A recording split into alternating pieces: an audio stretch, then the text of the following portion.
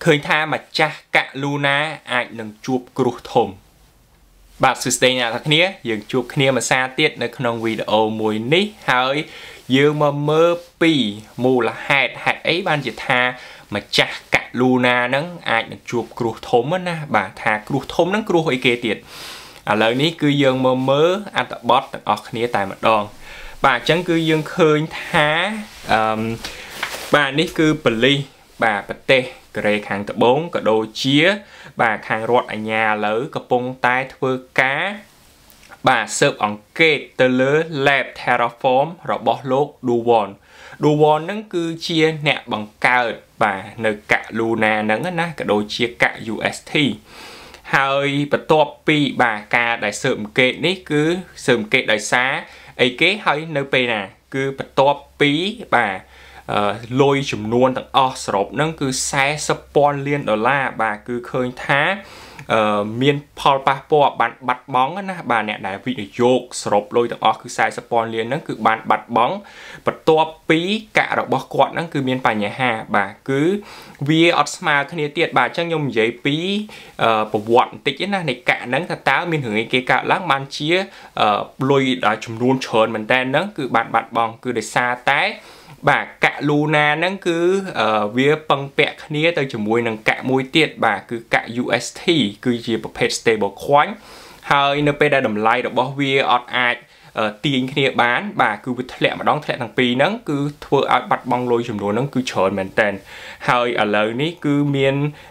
ca sợm kế từ lơ bà nhà hà nâng thật tá ní cứ chia cầm hộp bà rồi bỏ smart contract đại xe là màu nâng rư có chia và phếtในการ bọc pra lối rồi bỏ nè bị dột bà chẳng cứ kê gặp bông tát với cá sợm kết từ lớp bà nhà hà mùi nâng chẳng nhưng mơ mơ bà thay tiết bà cứ khơi tha khang nhẹ nghiệp bà ly bà có bán bà giấy á tha bán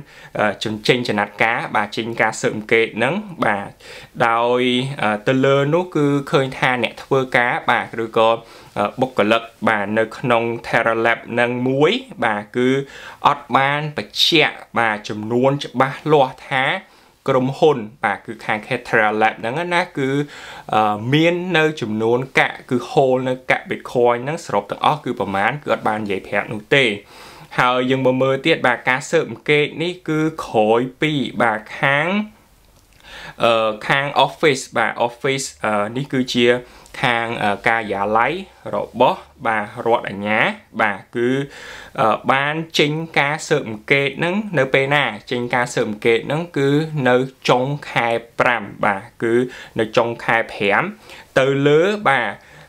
bà nhà hà bà đại cái ban thưa ca complain á bà complain lại ní cứ trong sầm đạo từ lứa bà bịa bẩn đằng bà chùm nuốn cứ srop cứ piประเภท bà cứ pi ประเภท thôm nâng cứ bà đã nâng cứ sầm đạo bà đã chùm nuốn áo nè đại bị này dột srop tặng óc cứ 81 nè nó chẳng cứ ca đại kê đã bị bật đằng nâng á cứ từ lơ pi ประเภท hai chùm nuốn nè đã tặng óc nâng cứ srop tặng óc cứ 81 nè bà đã chọn bà can thá bà cứ founder rồi bỏ Terraform nâng cứ bọc ra nơi investor chứ mùi nâng cá đai giấy thá cả nâng thịa thay để xa tay bà nhà há ca ta xe code nơi nông smart contract nâng chẳng cứ khang cụm hôn bà khang founder rồi bỏ Terra Lab cứ lục đu vốn nâng có bạn bị trẻ đá tha hướng nâng cứ cả lang để xa tay bà nhà há agrimatic bà nơi nông ca từ xe code nó không smart contract nâng cứ bị ai tục tôi lên nâng bài nhà ha để tha lụa trao chờn tới hay đồng lại được bảo viết thua ca thay lệ cho nâng á chẳng cứ khang nè đại vị dột nâng cứ cái trao và can thà nâng cứ còn đại chỉ lệ anh chẳng tới bà cứ kê là ní cái đạp bị vẫn đằng thà nâng cứ còn đại chỉ cả bọc phẻ tê hay vô lấy nó mòn giấy thàn chẳng tới lấy dương mơ và thay tiết bà khang bà ở nhà thô bà hệ ranh vật thổ ná chung vinh bị phụp lột tại mà đón ở lời ní cập bông tái thua ca rất bật tầng bà rất bật tầng từ lứa regulation bà rất bật tầng bà từ lứa bọt bà nhạt chung vinh từ nắng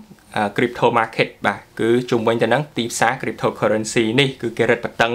នៅពេលណាបាទគឺរឹតបន្តឹងក្រោយពេលដែលតម្លៃរបស់ Terra USD ឬក៏ UST ហ្នឹង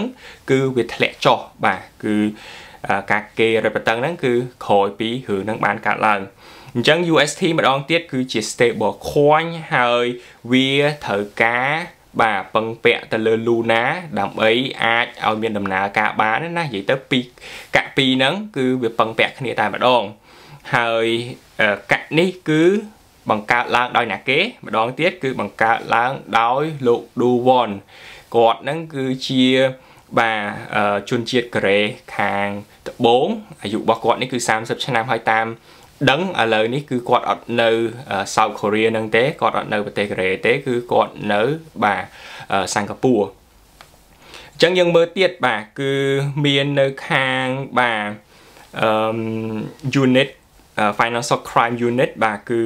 ខាងអង្គភាពបទល្មើសផ្នែកហិរញ្ញវត្ថុពិសេសមួយនៅប្រទេសបាទកូរ៉េខាងត្បូងហ្នឹងគឺឥឡូវនេះគឺមាននៅរដ្ឋមន្ត្រីថ្មីមួយបាទគឺរដ្ឋមន្ត្រីផ្នែកយុតិធម៌ថ្មីគឺគាត់មានឈ្មោះថាហានដុងហ៊ុនបាទឥឡូវនេះកំពុងតែធ្វើការស្រាវជ្រាវបាទស៊ើបអង្កេតទៅលើ crash មួយហ្នឹងស៊ើបអង្កេតទៅលើការដែលហេតុអីបានជាធ្លាក់អាហ្នឹងតម្លៃរបស់វាធ្លាក់មែនតើណាគេស៊ើបមើលឲ្យកាន់តែច្បាស់ថែមទៀតបាទនេះគឺជាពាក្យនាំសារចេញពីការិយាល័យបាទព្រះរាជអាជ្ញានៅប្រទេសបាទកូរ៉េបាទគឺនៅក្នុងទីក្រុងសូលឬក៏ខ្មែរយើងថាទីក្រុងសេអ៊ូលណាបាទអញ្ចឹងឥឡូវនេះគឺគាត់បាននិយាយថាម៉េចបាទអ្នកដែលនាំសារហ្នឹងណាថាឥឡូវនេះពួកគាត់កំពុងតែធ្វើការស៊ើបអង្កេតបាទទៅលើមើលទៅលើករណីមួយហ្នឹងដែលអ្នកវិនិយោគបាទ people កន្លែងហ្នឹងគឺចង់សំដៅទៅលើ investor ហ្នឹងដាក់ពាក្យបណ្ដឹងហ្នឹងណាបាទទៅលើ founder បាទ founder របស់កាក់ Luna ហ្នឹងបាទគឺអ្នកបង្កើត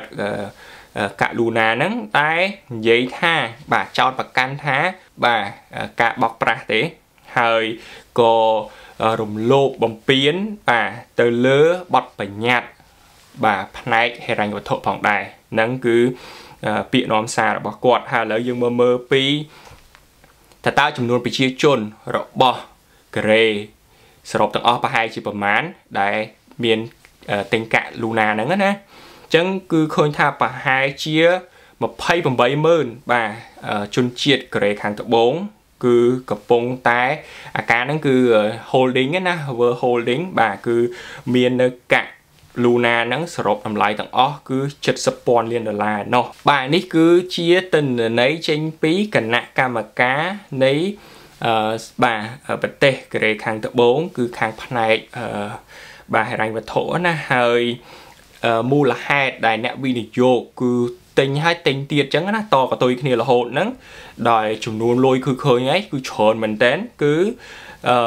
ដោយសារគេបានជាម្នាក់ក៏ទិញកាក់ហ្នឹងម៉េះបាទដោយសារតែមូលហេតុធំមួយគឺឃើញថាការដែលទិញនៅកាក់ប្រភេទ UST បាទគឺកាក់ Terra USD នេះគឺអាចទទួលបាននៅការប្រាក់រហូតទៅដល់ 20% នៅក្នុងរយៈពេល1ឆ្នាំហើយនេះគឺជាមូលហេតុដែលគេទិញនៅកាក់ UST ហ្នឹងណាហើយបើកាក់ Luna ហ្នឹងគឺក៏គេវិនិយោគដែរគឺវាពឹងពាក់គ្នានឹងឯងហើយគេអាចចំណេញនៅក្បាលកាក់ហ្នឹងនៅពេលណាដែលតម្លៃរបស់កាក់មួយឡើងហើយមួយទៀតធ្លាក់អីហ្នឹងគឺការដែលលក់ហ្នឹងគឺវាអាចចំណេញបានអញ្ចឹងគឺដែល algorithm បាទ algorithm របស់ប្រភេទ smart contract មួយហ្នឹងគឺវាអាចធ្វើឲ្យអ្នកវិនិយោគទិញហើយទិញទៀតទិញហើយទិញទៀតអញ្ចឹងណាបាទនេះគឺជាមូលហេតុធំហើយដោយសារវាមាននៅផលប្រយោជន៍គឺទទួលបាននៅការប្រាក់ 20% នេះគឺចំពោះកាក់ UST ចឹងឥឡូវនេះគឺតាមសម្ដីរបស់បាទ Daniel Sin នេះគឺជាសម្ដីរបស់ co-founder នៃ Terraform Lab ម្ដងគឺបានបដិសេធចោលបាទនៅការចោទប្រកាន់ហ្នឹងដែល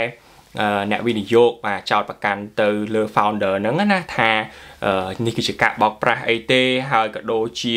បានបាទបំពេញបាទនៅច្បាប់របស់ បាទខាងផ្នែកហិរញ្ញវត្ថុណាបាទគឺ regulation គឺដូចជាបទបញ្ញត្តិអីអស់ហ្នឹងគឺខាងតាក់ទងច្បាប់នឹងឯងហើយដែលគាត់បាននិយាយថាគឺអត់មានបំណងណាដែលចង់ឲ្យបញ្ហានឹងកើតឡើងទេអត់មានថាការដែលឲ្យម្នាក់គេទិញមកហើយបានលុយច្រើនហើយគឺធ្វើការលក់ចោលអីអញ្ចឹងណាគឺអត់មានបំណងនៅក្នុងនឹងទេតែបំណងដែលសំខាន់បំផុតរបស់បាទ founder ដែលបង្កើតនៅប្រភេទកាក់ទាំងអស់ហ្នឹងប្រភេទកាក់ UST ក៏ដូចជា US Luna ហ្នឹងគឺចង់ធ្វើការបាទ innovate បាទចង់ច្នៃប្រឌិតនៅ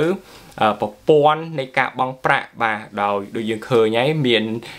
ឥឡូវនេះសប្តាហ៍ហ្នឹងគឺមាននៅ credit card មាននៅបាទគ្រាន់តែ tap គឺបង់តែម្ដងគឺប្រភេទស្តៀងគ្នាហ្នឹងក៏ប៉ុន្តែនេះគឺការបាទ innovate នៅប្រភេទបាទនៃការបង់ប្រាក់ហ្នឹងគឺប្រើប្រាស់ដោយបច្ចេកវិទ្យា blockchain ដែលយើងឃើញថាវាខុសគ្នាណាមិនមែនដូចឥឡូវនេះទេហើយនេះគឺជាបាទសម្ដីរបស់លោក Sin គឺជា co-founder របស់ Terraform Lab នេះគឺប្រាប់ទៅកាន់បាទសារព័ត៌មាន FT នេះគឺថាអត់មានបំណងណាចង់បោកប្រាស់នៅលុយនោះទេ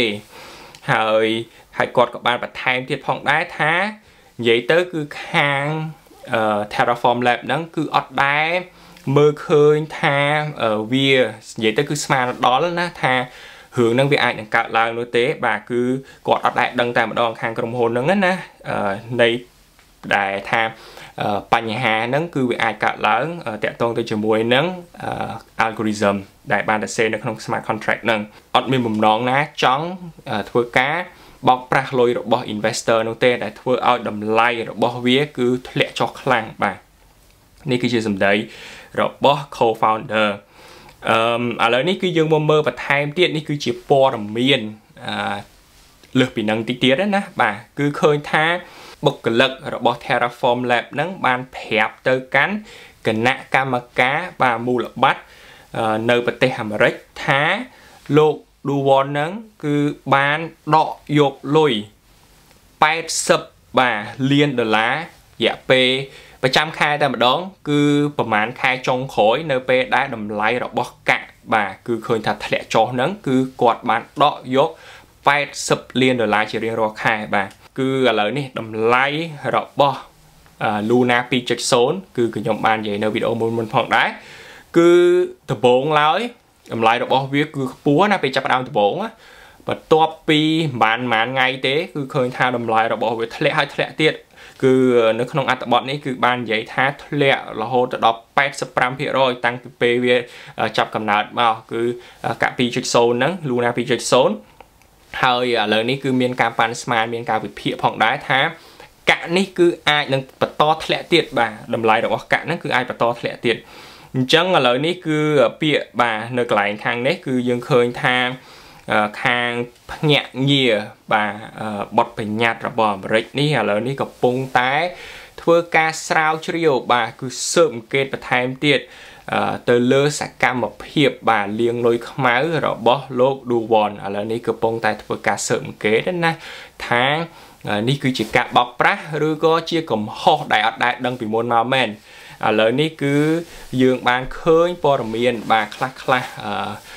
តាក់ទងទៅជាមួយនឹងកាក់ Luna គឺមានការស៊ើបអង្កេតទៅលើលោកបាទ Duwon ដែលជាម្ចាស់នៃអ្នកបង្កើតកាក់ Luna បាទក៏ដូចជា UST នេះថាតើគាត់ពិតជាបោកប្រាស់អ្នកដែលវិនិយោគនឹងមែនដែរឬទេហើយមានអ្នកនិយាយច្រើនបន្ថែមទៀតថានេះគឺជាប្រភេទ Ponzi scheme បាទ Ponzi scheme ហ្នឹងគឺចឹងសំដៅទៅលើការបោកប្រាស់បែបម៉េចបោកប្រាស់គឺយកលុយរបស់បាទអ្នកវិនិយោគថ្មីទៅបង់ឲ្យអ្នកដែលវិនិយោគចាស់ពីមុនមកណាឧទាហរណ៍ថានៅក្នុងរយៈពេល1ឆ្នាំអ្នកវិនិយោគអាចទទួលបាននៅ 20% អញ្ចឹងគឺគេយកលុយរបស់អ្នកវិនិយោគថ្មីបាទទៅឲ្យថា 20% សម្រាប់វិនិយោគឥឡូវដែលចាស់ហ្នឹងណាអញ្ចឹងគឺបន្តកតុយគ្នារហូតអញ្ចឹងហើយលុយគឺអត់ដែលបានកាន់តែច្រើនទៅហើយគាត់ដកយកលុយហ្នឹងអាចយកទៅចាយវាអីចឹងទៅបាទនេះគឺជាការបោកប្រាស់ដូចជាការលាងលុយខ្មៅផងដែរ chẳng dương khơi hỏi ní cứ chia bỏ miền tẹt tông tới dùng mùi nắng bà rương ráo Luna cứ miền ca sợm kết tới lỡ bà mà cha này nè bà cao nữ cả Luna cái đó chỉ UST hay dân chăm mơ thá